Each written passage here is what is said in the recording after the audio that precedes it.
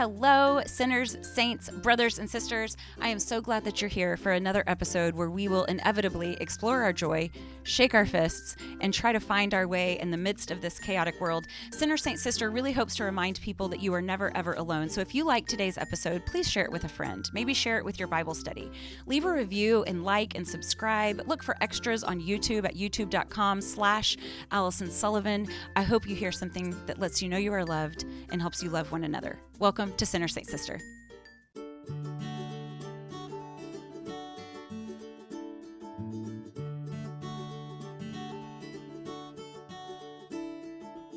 My husband is the best thing that has ever happened to me. I say that unequivocally, and I mean it. He is the most tangible proof that God adores me. However, our first year of marriage was a little rocky. We had moved from Japan, and we were living in San Diego, which, with its beaches and zillion-dollar homes and perfect weather, frankly, it felt nothing like home, my piece of Texas that I loved. I felt far away from anything familiar, and the one person who I had to rely on was really ticking me off.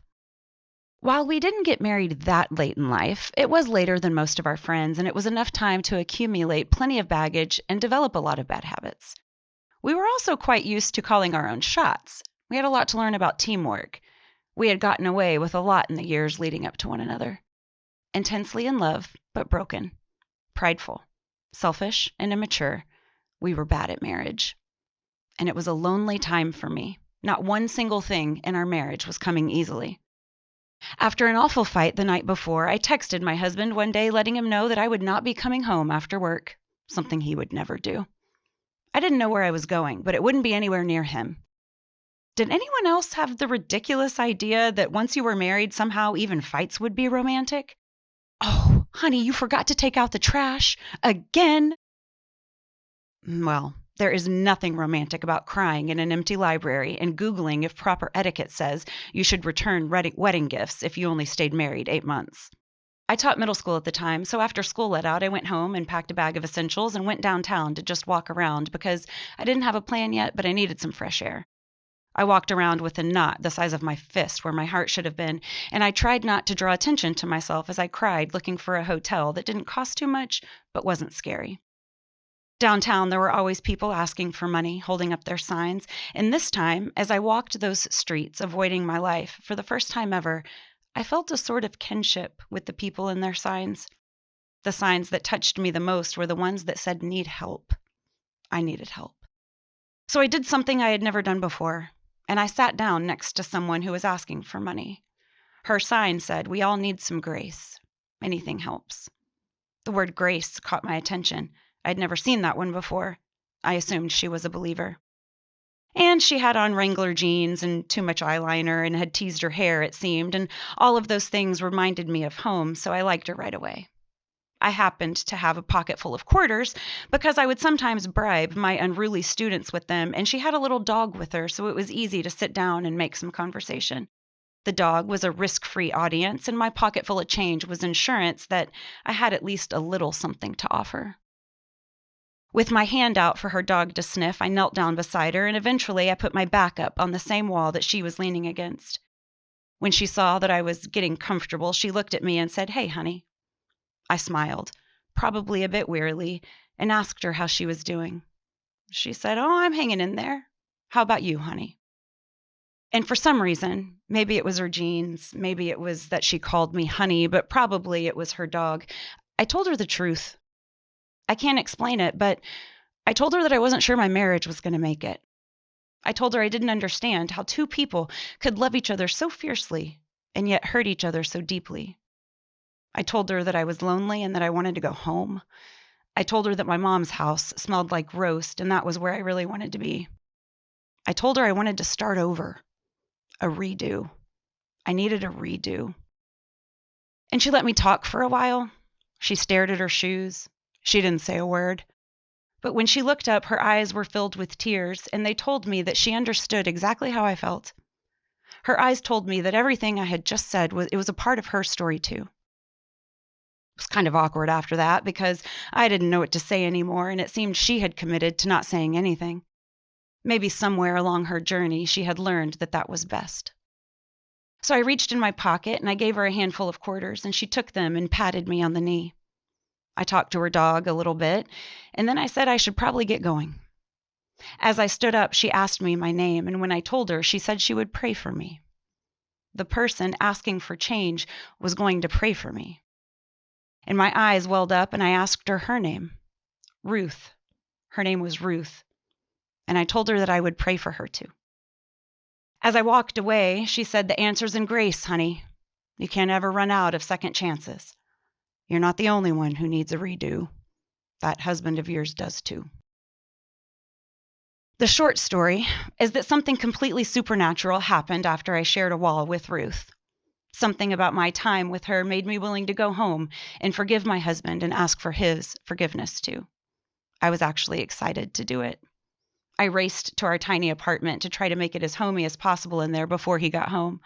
I tidied up, I lit candles, I put on our favorite music. I made a roast. I watched him walk up the stairs to our apartment, and he was holding these flowers upside down with the blooms all wrong. Were they just in case? When he saw me there, he dropped the flowers on their heads and scooped me up. And even though we were in this awful fight and no reconciliation had happened, there was something about seeing each other in that moment that made us forget it all. We grinned, knowing that there was a lot of work to do, but also knowing that we would do it, whatever it was. That's the short story of that day. But the long story is that Ruth taught me something transformational. Someone like Ruth, the people holding their signs, they weren't as simple as maybe I would have liked to think. I shared a wall with Ruth, and I learned that we shared heartaches. We shared hope. And that was just one conversation. Imagine what a whole friendship might teach me. Mother Teresa said that we think sometimes that poverty is just being hungry or naked or homeless. But instead, the poverty of being unwanted or unloved or uncared for, that is the greatest poverty of all. I wish I knew where Ruth was today. I wish I knew how she was doing. I still pray for her, and I hope that you will too. There's a lot that happens around the world that we cannot control, but when we know where the hungry are, when we know where the homeless are, when we know where the sick are, then we can help. That is what Dan Kiniry has committed his life to, and I can't wait for you to hear what he has to say. Do you have the important task of leading people to worship through music at your parish? Liturgy.com makes it easy to plan music and prepare the liturgy for your parish. You can prepare for Mass more easily than ever with the features that you love, which is the ability to save and share and print your outlines, audio and sheet music previews, expert song suggestions, and now it is more affordable than ever with 3 new subscription options: Premium, Plus, and a free basic option. Join today by visiting liturgy.com just in time to prepare for the Advent and Christmas season. And if you'd like to check it out for yourself, just go sign up for a free subscription. Hello and welcome to the studio, Dan Kiniry. I'm so glad that you're here. You are our first in-studio guest. Welcome. Thank you for having me. I'm glad to be the first one. What honor. I love it. Okay, so we had some technical difficulties yesterday, and so I've told you this now a couple of times, but I would like for the audience to at least know that, so Mary Magdalene is my very favorite person in the Bible, but tied are then John the Baptist and Peter. And I love John the Baptist because he was so focused, like he had this very specific mission, and he gave this message, and he did it without a whole lot of earthly authority. He had, godly authority only. And people were just really drawn to the truth of his words. And he was never losing sight of his mission the entire time. Like, it didn't matter to him that thousands were flocking to him. But he was just there to point people to Jesus Christ. He wanted people to get baptized before Jesus came. Like, he was preparing people for Jesus. And to me, Dan, you are just this John the Baptist character in my life, because instead of telling me to get baptized to get ready for Jesus, you are telling me to live like Jesus to get ready for heaven. And I just love it. And I hope that doesn't sound like, too much or like pressure or something. But I just admire you so much. We have participated in a handful of protests together, and you help me know the poor and know what people are struggling with, because you have befriended the poor. You have made these people your friends. And you have started an organization to help people who are experiencing homelessness, Tiny Hope Village. I can't wait to hear all about it, for you to tell us all about it. Welcome to the show. Can't wait for the rest of this conversation. All right. Well, thank you, because John the Baptist is one of my favorites and primary inspirations. Yes. Oh, good. You're nailing it. I love him so much. So I always ask people to introduce themselves, to kind of let the listeners know who they are by telling us who and what you love. All right. Well, I really love my wife and my 3 daughters. They're the biggest part of my life, and they bring me the most joy. I really love our community members who I'm involved with in various ways, whether it's the board members and residents at Tiny Hope Village, our nonprofit, or whether it's folks involved with activism, or our friends on the streets who come to the meals we host. Those are who I love. Awesome. Okay, so tell us, you mentioned it, Tiny Hope Village as a nonprofit. Tell us exactly what that nonprofit does. Okay, Tiny Hope Village, it's a tiny housing solution for people who've been experiencing homelessness in the area, and it's permanent housing. The residents don't have to leave. And, our primary goal is dignity and support for the residents, with the residents. Yeah. So we've purchased 7 acres of land. We're in the process of building a community of 24 homes. And we're really excited that the first 2 residents are about to move in. That is so exciting. That is really, really exciting. I feel like in mainstream media, people who are experiencing homelessness are either vilified or glorified. And there's very few things that we have to take in socially or in our culture that let us know who's really affected or what it's really like. And so I think that what can happen is that the notion is that homelessness is somewhat of a choice. It's because you either you didn't study hard enough, or you're not looking for a job. Can you help point us to what is actually going on in your experience, who this is affecting, and then maybe how to change our perceptions? Sure. I'll start with saying that we want to either make homeless people into the worthy saints or the villains, because it's very uncomfortable to think of them as just like us. Yeah. If you think of people experiencing homelessness as just like me, then it becomes very painful to think of them as sleeping outside. I've never met anyone who voluntarily chooses homelessness in my whole ministry. The couple of people I met who had other options and chose homelessness, it was mental illness that was really profound that was driving them, which really wasn't a choice that they were making. Sure. It was imposed upon them. So whenever we started getting involved with the lives of folks experiencing homelessness, one of the first things I noticed was almost all of them were working. There wasn't this laziness. They were working at labor-ready, day labor contractors building our community. They were working with roofing companies. Some of the folks who are in our community who are the most recognizable, who people think are unemployed, actually do a lot of work.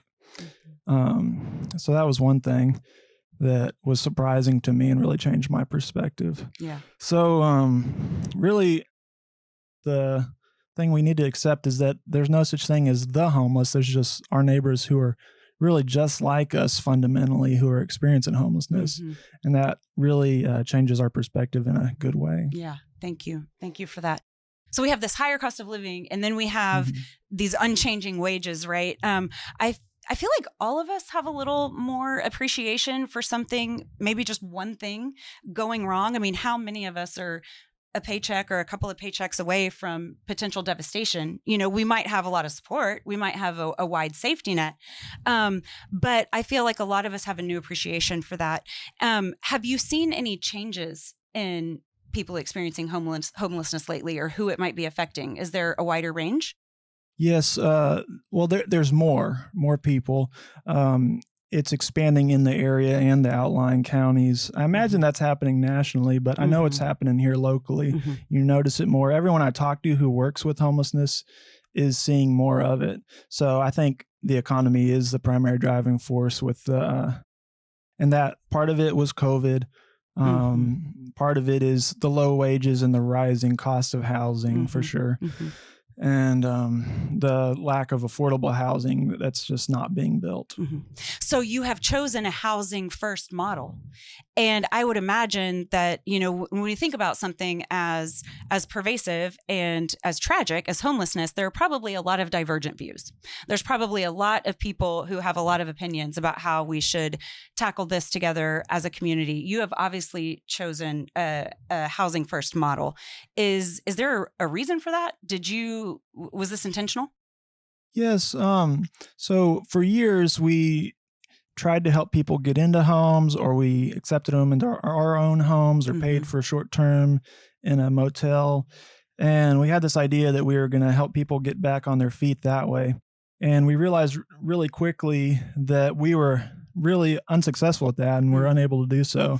And so we learned about housing first, and we think it's very true that everything begins with access to a home, whether it's finding a job, whether it's getting treatment for any kind of mental health or addiction. Right. Everything begins with having a home. Stability.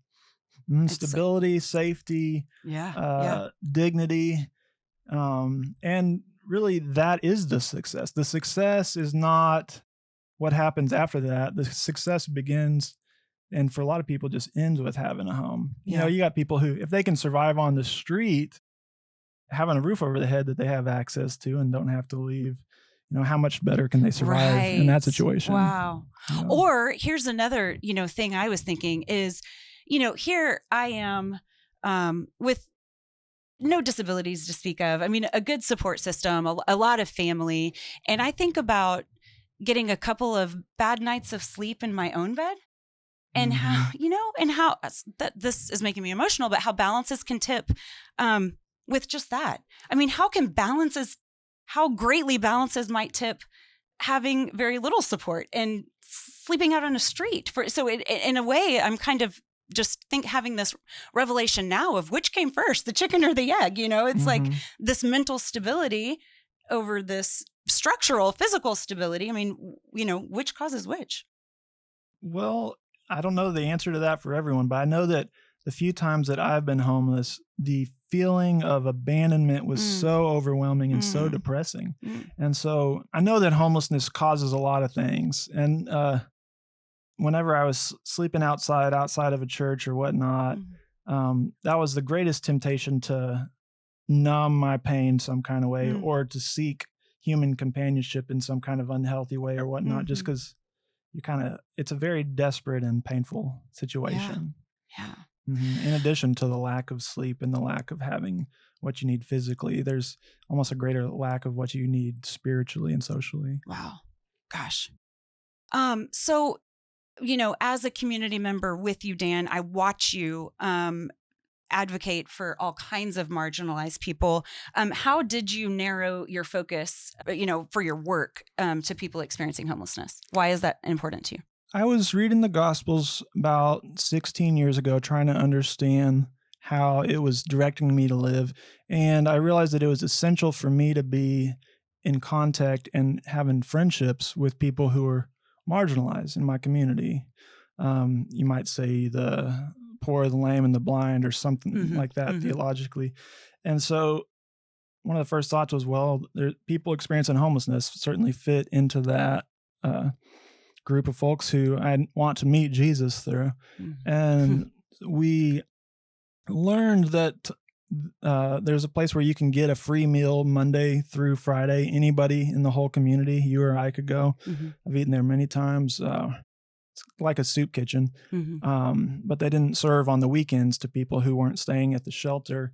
So we found that to be an opportunity to get involved. So we started doing potluck meals at a park where people experiencing homelessness would hang out. And so that was just our way into the homelessness kind of community. And through my relationships there, I just came to fall in love with the folks who came to our meals. Yeah. So what do people experiencing homelessness need, and what can the average person do? That's what I'd like to know.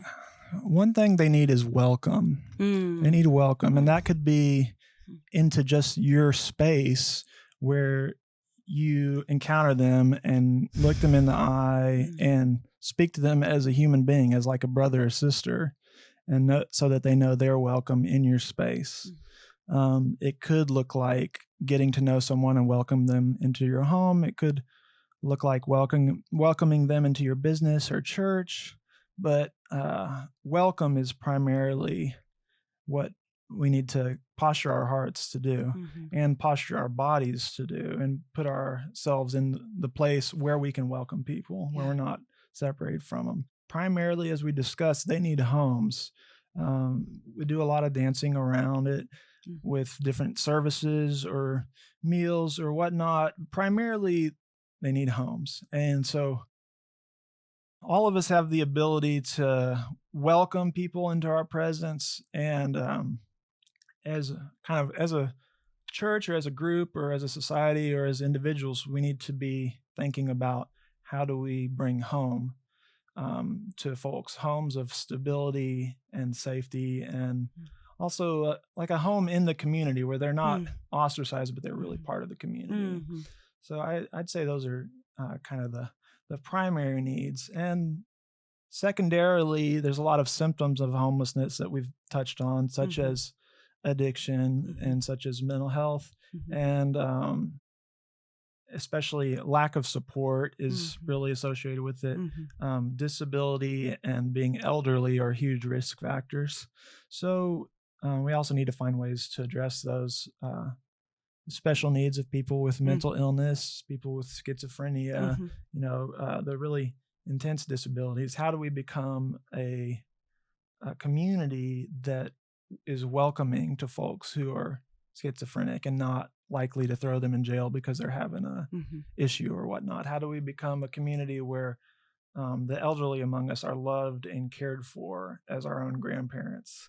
How do we become a community where we see people experiencing homelessness as just as valuable as anyone else, and even see them as a way for us to have a relationship with Jesus in our midst? How do we flip the script on, like, how do we help these poor people to thank God we have an opportunity to encounter God in this relationship? Beautiful. Thank you so much. So as you're talking, as you know, my husband is a physician. And so a lot of times people will see me or stop me, especially when we lived in a smaller town. People would stop me and tell me their ailments. And I would be like, take some Motrin and drink lots of fluids. But they would come to me. So anyway, so there's these things that I've picked up from being around my husband. And so I know that the ABCs of very important care, like triage type stuff, it's ABCs, it's airway, it's breathing, and then it's circulation. And so what I hear you saying is that housing is the A, housing is the airway. Let's do this first. Let's give them some stability and some support, and then we can begin to take care of these other things. That's really wonderful. And that was just a really beautiful answer. You talked about a lot of things. Like you talked about this whole person care. There's so many things at play when it comes to being functional. It's like there's physical health, there's mental health, there's substance abuse, there's low wages, there's, I was thinking about the difficulty of paperwork. I mean, I don't know where my birth certificate is, and I have two very supportive, loving parents, and so all of these things that feel overwhelming to me as, like I keep saying, a person with no significant disabilities to speak of who has a lot of support. So you see what I'm saying? But when it comes to this glaring tragedy of homelessness, there are very significant holes in our society's safety nets. Who ultimately is responsible? I think we all share the responsibility. I mean, I wouldn't say we all share it equally, but we all have in some ways neglected the needs of others. We've turned a blind eye to others. Our societal obsession with ID and paperwork is a huge problem. What you were mentioning, it really can't be overstated how difficult it is for someone experiencing homelessness who's very likely to lose all of their paperwork to get it. And you need all of that to get housing. To get HUD, you have to have a social security card and an ID. So whenever I've walked with someone through the process of getting all their ID and getting HUD, it was apparent to me that they could have never done any of that without support. because they needed an address to send it to. Sure. So there's glaring holes in the process of getting housing as far as ID goes. Just the whole profit motive when it comes to housing is a huge crime against people experiencing homelessness. Just the desire to raise your own property values that a lot of us, that most of us experience who are homeowners. We need to stop and realize that makes the whole community less accessible to a whole lot of people. So, that's pretty convicting. Folks experiencing homelessness go to jail all the time. And one of the big problems there is that if you give someone a ticket who's experiencing homelessness, it's the same as sending them to jail, because there's about a 0% chance that they're going to be able to pay that ticket. There's just no stability there. There's not enough income. If you don't even have a home, what are the chances you're going to be able to set aside money for a ticket, any money? So, people go to jail constantly, and you can get a ticket for sleeping outside. People go to jail for being homeless. You can get a ticket for all kinds of things, jaywalking, whatnot. And of course, people are thrown in jail for all other reasons, addiction being one of them. But the fact that we criminalize homelessness so much, and I've seen it time and time again, whenever we're able to house someone long-term, someone who goes to jail all the time, they just don't go to jail that whole time. So a home is a huge intervention there. Wow. Yeah. So I'd say those are some of the big ones, at least. Yeah. And you and I, have been working on some policy changes together. Yes. There's a lot of little things that you might not think of. For example, our local electric company, BTU, has a reconnection fee. This could be a whole other podcast, so I'll keep it brief, but just something as simple as a reconnection fee once you're unable to pay your electricity bill is completely excessive, and it's putting the poorest among us at the biggest disadvantage, and it's impossible to get ahead. People who are working very, very hard, trying to get ahead, can't stay ahead with an exorbitant fee like that. So some policy changes, people using their gifts to come together. I'm thinking of, a lot of my administrative type friends that would love to help somebody get their paperwork in order. I mean, what a gift to be able to give someone who's struggling with that. So I feel like that it's because it's affecting more people. I do feel like there is more, it's more visible. And so what do you have to say to people who continue to turn a blind eye to this great need? And do you have something in particular to say to the Christian? I would say turn a blind eye at your own peril, because for multiple reasons. John the Baptist. But primarily because God is just, and we don't want to test God's patience in this. And Jesus says, whatever you did to the least of these, you did also to me. And it sounds like bad news, but it's good news that we can have a relationship with Christ that's incarnational in our relationship with people experiencing homelessness. So it's like Dorothy Day says, like, it's no use to say, well, I was born 2,000 years too late to give a room to the Virgin Mary and Christ, because Christ is always there knocking on our door, the door of our hearts. But it requires us to have compassion, which means that we suffer with that person. When it comes to the ABCs, for me, the ABCs of experiencing homelessness are: one, we have to be willing to go to the cross with people. These are people who are kind of like suffering a crucifixion by our society. They've been kind of like abandoned, and we're willing to let them suffer. We have to be willing to walk with them. We have to be willing to throw away our own ideas of success and failure, because often we feel like, I'll be successful if I help this person to achieve the goals I have for them, which is a mistake I've made a lot in the past.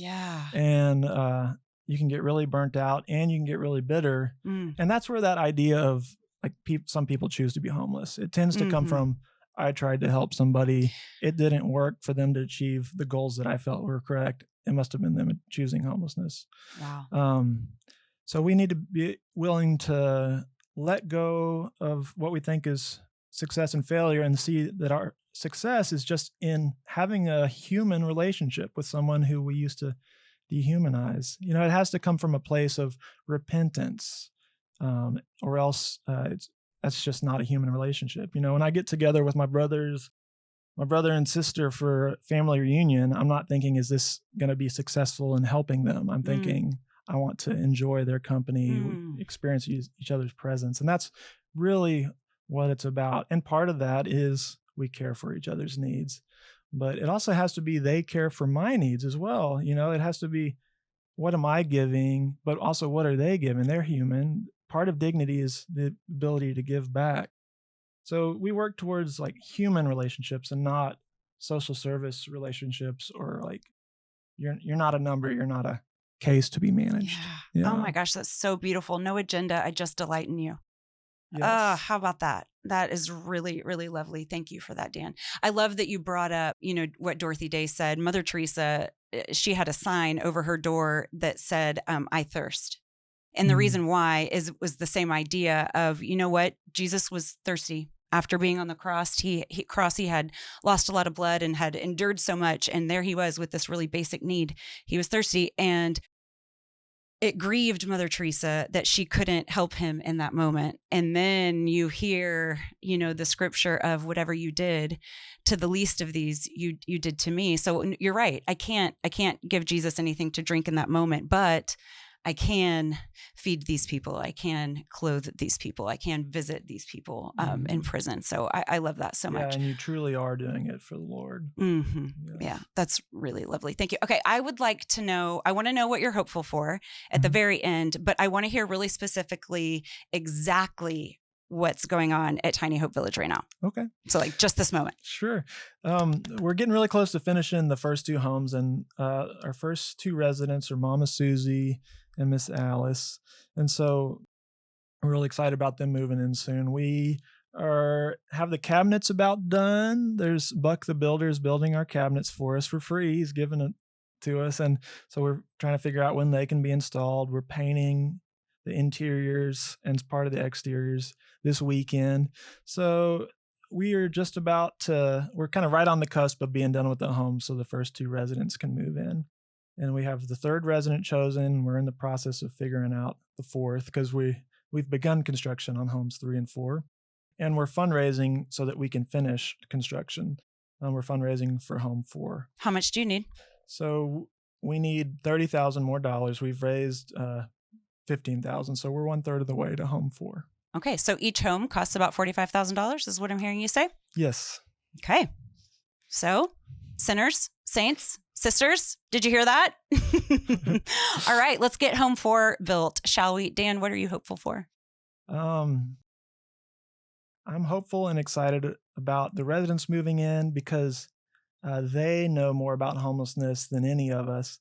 And so learning from them how we're going to end homelessness for our brothers and sisters, and how we're going to build this community of Tiny Hope Village, and how we're going to run it, what the rules will be, how we'll operate it. I'm hopeful and excited, and I'm a little more than a little fearful about it as well. That's what I'm hopeful for. Yeah. Well, praying with you every step of the way. I have supported you from afar for too long. Like, I'm ready to come get my hands dirty, Dan. All right. Yeah, come on. There's plenty to do, and you can get very dirty doing it. I love it. Okay. Well, tell us where to go.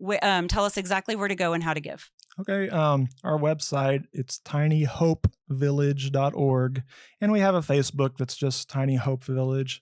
Those are both good ways to give. Our Facebook, we keep it updated with what's going on. And if you want to be on our newsletter mailing list, reach out to us and we can put you on that. So, we'd appreciate your donations. And if you're in the area, we'd love to put you to work out there and introduce you to the residents. And we still have the potluck meals ongoing, which inspired Tiny Hope Village. And those are every Sunday at 1:30 at Neal Park. Rain or shine, we never skip. I love it. Okay. That's good to know too. Awesome. Dan, you do so much for our community, and you do it with conviction. You do it with boldness. But my favorite thing, Dan, is that you do it with humility. And that seems paradoxical. It's like, someone who's bold, who is also humble. Like, you are so quick to admit when you're wrong or to take a step back if you need to. But I love the ways you step forward, and I'm just so grateful for you. You're so lovely. Thank you so much for coming on. Thank you. Thank you so much. And This that's was very awesome. kind. Yeah, I love this. This was great. All right. Thanks, you guys. All right. You know where to go and you know what to do. See ya. Sinners, saints, sisters, do you need a speaker for your event? Do you need someone to lead your retreat? It would be all my joy to serve and spread God's love to you and the people you gather with compassionate leadership, Bible-based teaching, authentic life stories, and a lot of laughter at heart. You can reach me at sinnersaintsister@gmail.com. Beefy! Beef. Hi. Okay. Hi. My very favorite thing about Dan is how strongly he takes his convictions. Oh my gosh, that's exactly what I was going to say and what I noticed. This was such a well-timed interview for me to listen to, because just this weekend, there's actually a tent community of people experiencing homelessness popping up at the back of my neighborhood. And so there's like a ditch, and tents are starting to appear there. And my neighborhood moms group, there was all these emails flying on it. And people had really big feelings and big opinions. And it got harsh quickly. So I stayed quiet on the issue because I inherently knew that I needed to learn more. And I was so grateful to be able to start to do that with Dan. I just feel like I have fresh eyes on the issue. Our church is actually just like 2 weeks ago sent out an email that we have had more people that are experiencing homelessness come to the church doors to ask for all kinds of help and resources than we have in the last several years combined. Yeah. So I was just thinking about that the whole time that I was listening. But the other thing I was thinking is he is focused. I was listening to all of his knowledge and innovation, and I was feeling envious and definitely inspired to get after it. Oh my gosh. You're totally after it. With fostering. Yeah. Yes. You totally get after it in your own way, Beef. Thank you. I mean, that's true. And that's the work that God has given me to do right now, I think, and my family. But not only am I so delighted to support what God's given Dan to do, but I feel just new motivation to roll up my sleeves with what he's given me to do. Yeah. Dan definitely makes me work harder. I was, mentioning early on that he reminds me of John the Baptist, like this, just feisty, rascally Bible character. And, what the thing about John the Baptist is that he so clearly understands why he's been set apart, and then he has no trouble being set apart. And I feel like that's really rare. Yeah. Cause I mean, I think being set apart can often be just really lonely and painful, especially when you feel like you see a problem so clearly and you have great ideas and you feel like equipped to know how to fix it. And then you can't make other people feel as urgently as you do about it. And that's just exhausting. Yeah, I know that you know how that feels. It's like, the frustration of trying to make people understand something holy is, and by holy, I mean completely, like understand completely this problem with something that's really important to you. This is a personal question for me. Do you have advice about how to stay pleasant while trying to make people understand a problem? Because I am feeling really cynical and sad lately. It's like I'm looking around at other Christians who don't seem to be bothered by poverty, and I'm having a really, really hard time. I am so cynical and sad. I sure don't have the answer to that, but our pastor actually just talked on a related issue yesterday. And what she was talking about is that, the tough love part is that we just have to humble ourselves, right? Yeah. We don't know everything there is to know. We don't know, what other people are feeling or what their experiences are, and that we're the body and we're each called to do different things. And so not only just about the topic that we care about or the work that God's given us to do, but we have to be open to other people or feeling other things and being called to other stuff. And we can fill in the blanks and we assume, and we think that we're experts on all of those things. But that's just leads to a lack of humility, right? Yeah. But I think on the Definitely. other side, right, like we have to keep educating people, and we can't, people don't know what they don't know. And so that's why I'm so grateful for this podcast. It matters, and what you're doing here matters, and what Dan's doing matters, and we have to keep talking. Yeah. Thanks, Beefy. So I should quit having anxiety attacks in church? Well, if we get stronger anxiety attacks, they'd be called like anxiety invitations or something. Just take care of you, Beef. Focus on Jesus. Give Dan all the dollars. Go love your neighbor. That's all we can do, right? That there is some solid advice. That's really good. Focus on Jesus, give Dan the dollars, and go love your neighbor. I like it. Amen. Thanks, Beef. Love you. Thank you so much for listening. Thank you for being here. A very special thank you to all guests and sponsors. A really special thank you to Taylor Schroll for mixing and editing. For more content, you can head over to Instagram at Allison M. Sully and TikTok at Sullivan Family TikTok. You can also check out Forte Catholic and subscribe there, where you have a 25% chance of hearing me co-host. I am so grateful for all of the love and support that we offer each other here. Today's show was a production of Allison Sullivan in conjunction with the Forte Catholic Podcast Network. For more great Catholic podcasts, head on over to fortecatholic.com/podcasts or wherever you listen to podcasts.